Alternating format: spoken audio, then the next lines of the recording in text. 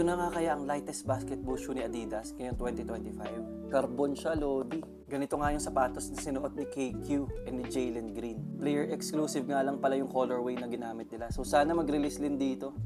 At narito na nga ang Adizero Select 3.0. Ang bagong basketball shoe mula sa Adidas. So honestly, yung uppers niya parang sa mga running shoes. Meron siyang support dito. Tang niya is manipis din. Meron diyang Adidas logo. Manipis lang yung heel area pero mukhang very stable naman. Padding. So manipis lang din siya. Parang sa mga running shoe. Light strike nga pala yung cushion na ginamit. So I think very bouncy nitong cushion na to.